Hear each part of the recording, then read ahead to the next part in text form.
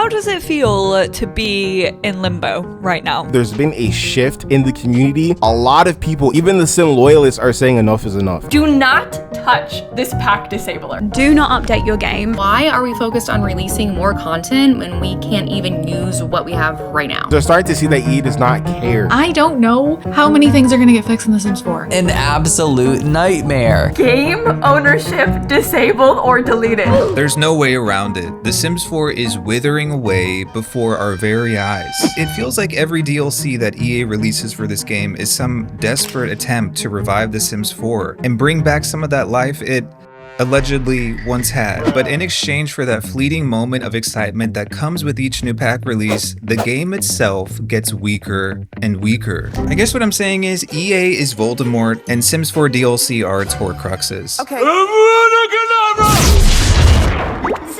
But you know what else is soul crushing? Overpaying for video games. Thankfully, today's sponsor Instant Gaming is here to help. Instant Gaming offers a variety of PC and console games available at prices up to 90% off. I'm currently working on a video about BioWare, which means I get to revisit some of the greatest games known to man. And on Instant Gaming, you can grab some of the BioWare classics like the Mass Effect trilogy, Dragon Age, and Knights of the Old Republic, most of which are available for less than $10. So why not head over to Instant Gaming using the link in the description, and thank you again to Instant Gaming for sponsoring this video.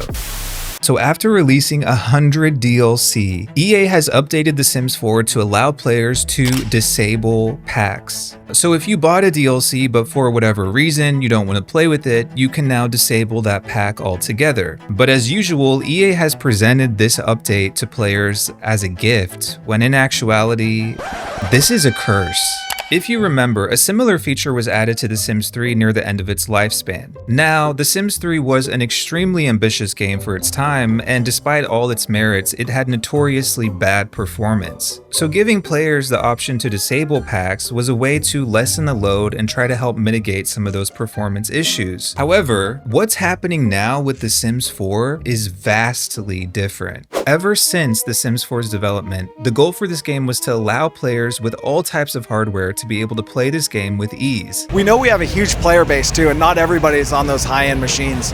We're really excited of some of the work we're doing now to optimize the game regardless of what type of PC you have. And this is why a lot of the new revolutionary features that were introduced in The Sims 3 were stripped back in The Sims 4, because they didn't want players to have to deal with the same performance limitations as that game. So if performance has always been a priority for The Sims 4, why are they selling this new feature to you as a way to help with performance? I thought the game was supposed to be able to run on your grandma's PC. Well, that's because they did not add this feature to help with performance issues. They added this so that they don't have to fix broken DLC. If you're unaware, The Sims 4 has several DLC that have been broken for years. One of those DLC, The Sims 4 for Rent, has been causing save corruption for a lot of players. Literally entire save files that people have had for years have been corrupted due to this DLC, or due to issues exacerbated by this DLC. But instead of actually fixing For Rent, or My Wedding Stories, or Dine Out, or High School Years, or wherever the hell infants came from growing together, or the various other broken DLC that doesn't work as advertised, or has missing features, or just doesn't function like it's supposed to, instead of actually fixing that DLC that players paid money for so that they can have a better gaming experience, now they can just tell you to disable the pack. Congratulations, folks. We lost. Once again, we all got played. As the floaty dude in Dune said, when is a gift not a gift? Here is the answer. And I truly hope that anybody who's celebrating this new feature realizes that this is to the player's detriment. To make matters worse, a few Sims content creators reported that this update actually broke their game. But I'm gonna speak from experience real quick. Do not touch this pack disabler. Yes, even Lil Simsy. So I'm getting a little bit stressed and a little bit frustrated. I cannot in good conscience recommend you ever touch this, especially if you intend to re-enable them at some point. She had to reinstall that shit. Game ownership disabled or deleted. We've paused the download because you don't own this title. Oh, I'm gonna freak out. I don't know about you guys, but if a game gives me this many issues, I do not play it. If a game doesn't work like it's supposed to, bro, we should not be giving it the time of day. I guess this is why I'm not a Sims 4 girly. Another creator reported that she literally lost all of her saves due to this brand new helpful update from the Sims team.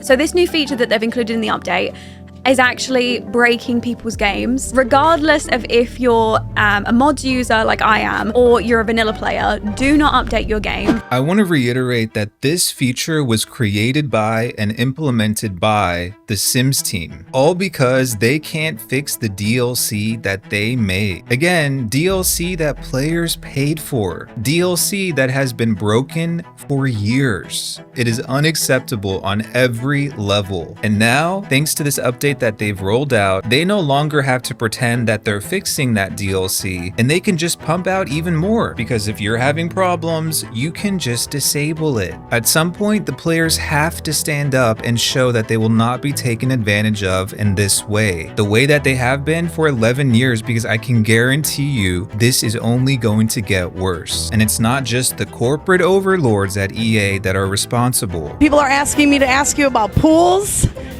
Yeah, we hit that one on Tuesday. It's still a no comment. In previous games, we had a huge open world. In The Sims 4, we've got distinct and really unique, fun neighborhoods for our Sims to play in.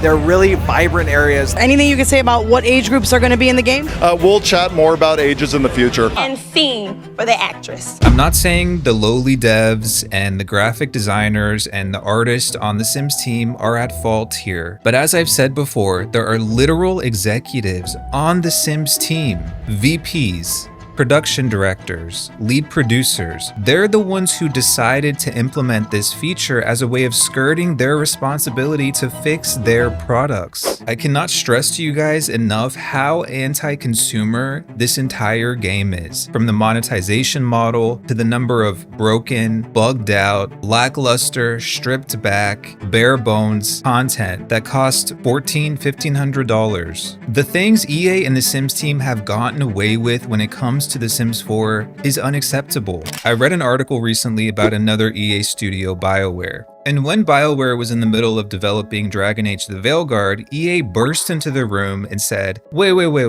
We don't want this game to be a single player offline experience anymore. We want it to be a multiplayer live service game. And according to that article, it's the Bloomberg report by Jason Schreier. When the BioWare team received this news, the creative director for Dragon Age quit on the spot. He recognized how detrimental these types of changes can be to players, and some of the members of the BioWare team chose not to play a role in implementing them. That shows integrity. That shows a player-first mindset. I'm not suggesting that the higher-ups on the Sims team should resign tomorrow, but they at least need to show that they're trying to advocate for players, because if they're not, who else is? Right now, what I'm seeing is the Sims team and EA actively working against the players. Guys, there's a reason why every time you go to a social media post for The Sims and look at the comments, people are saying, fix the game, bro. And at this point, it kind of does feel like EA and the Sims team will do anything but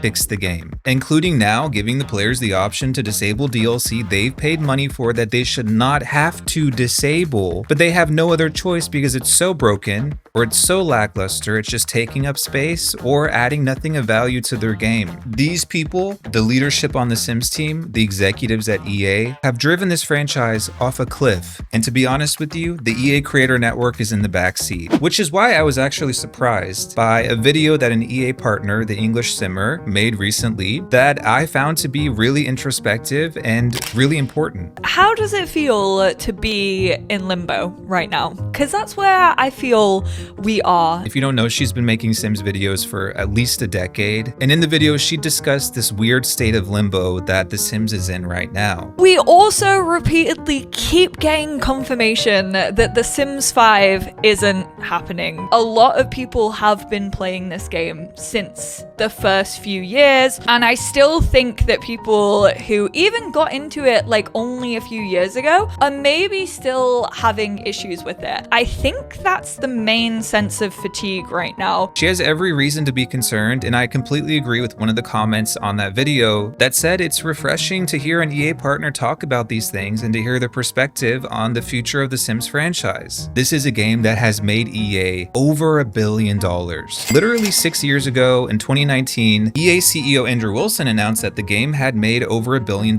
I think it's probably more than double that now, because that was before the game even became free to play. It's actually hilarious. In one of the forums where this was being discussed, somebody wrote, "This is great to hear. The Sims team is going to get more resources and a bigger budget now." Yeah, how's that going? Because to me, it appears that all that money has come in and somehow the game is in a worse state than ever before. Speaking of money, it's fascinating to me that EA will spend hundreds of thousands, if not millions of dollars marketing the 100th DLC, and they will pay celebrities and sponsor content creators. Yet they care so little about the quality of their product. A few weeks ago, they literally had T-Pain out here promoting the Enchanted by Nature expansion, and they most likely paid him a pretty penny to do that. Live streams with Doja Cat, Megan Thee Stallion. What are we doing? Where are our priorities? Because according to the majority of the Sims community, the Enchanted by Nature pack is not only extremely lackluster, it's also incredibly buggy. Recently, I saw that EA paid a content creator to make a video about bug fixes. Following reports is brought to you by EA. Breaking news, Simmers voices have been heard. And now, Simmers have a powerful new toggle to flip all ailment spread on or off. Jesus Christ. And this is a much broader issue, but I can't help but notice that we live in a time now where corporations care more about the marketing and the presentation of a product than the actual quality of that product. And yeah, this has always been the case with The Sims 4. It's also a big problem with cozy games and cozy adjacent games. It is a massive problem with Inzoi. Stay tuned for that video. And I totally get that having a marketable game that looks appealing and is enticing to prospective players does matter, but when it's misleading, as is the case with The Sims 4, it is anti-consumer. But apparently there is no rest for the wicked, because according to a recent leak, the next Sims 4 expansion is already coming, and this revolutionary new DLC, which purportedly is the most expensive DLC they've ever made, will introduce new ways to take vacations. That's just groundbreaking. When this leak came out, the usual members of the Sims community hopped right back on the hype train. Absolute mess. You go get a damn job. Yeah. But honestly, how many times is the Sims community gonna fall for this trap? Because without fail, every single time a new DLC is announced or leaked or whatever, they forget that the last one was bugged as hell. They forget that the one before that corrupted their game. And they somehow forget that the one before that one has features that are still broken even after 5 years. At this point, anyone who's still on the boat deserves to go down with it. I'm sorry. I'm sure EA will give you a life jacket. Oh man, I have to pay a microtransaction for a small fee, of course. Looking so phenomenal, hit me like a kick to my abdominal. I can't shake it.